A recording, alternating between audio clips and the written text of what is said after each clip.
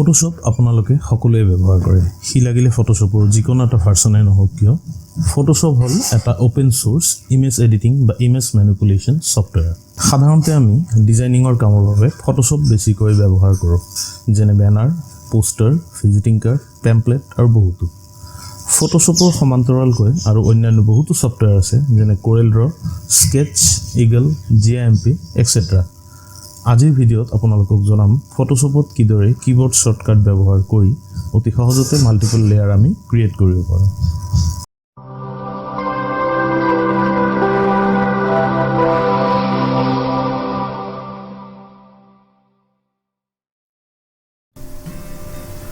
তো প্ৰথমতে আমি ডেস্কটপত ফটোশ্বপটো ওপেন কৰি লৈছো এনেকৈ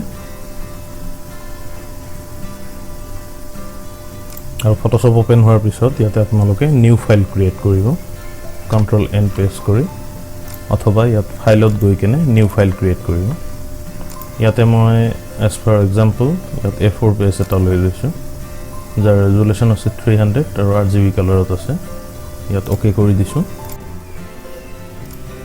উদাহৰণস্বৰূপে মই ইয়াত এটা ইমেজ লৈ লৈছো আৰু এই ইমেজটোৰ এতিয়া মাল্টিপল লেয়াৰ ক্ৰিয়েট কৰি দেখুৱাম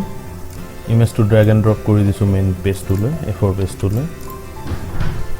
আৰু ইমেজটো এটা কৰ্নাৰত থৈ মই ইয়াত প্ৰেছ কৰিম control alter T control alter T মানে হ'ল ফ্ৰী ট্ৰান্সফৰ্ম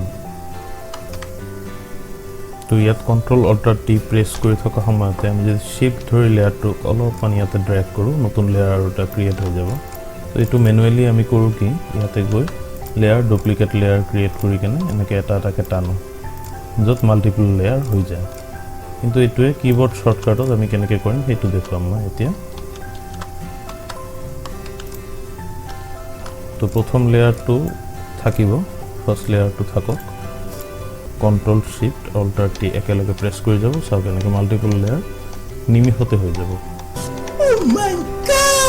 তো এয়াই হ'ল মাল্টিপল লেয়াৰ ক্ৰিয়েট কৰাৰ শৰ্টকাট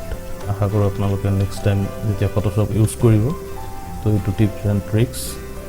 শিওৰ এপ্লাই কৰিব আশা কৰোঁ এই টিপছ এণ্ড ট্ৰিক্সটোৱে আপোনালোকৰ ফটোশ্বপ ব্যৱহাৰ কৰাত সহায়ক হ'ব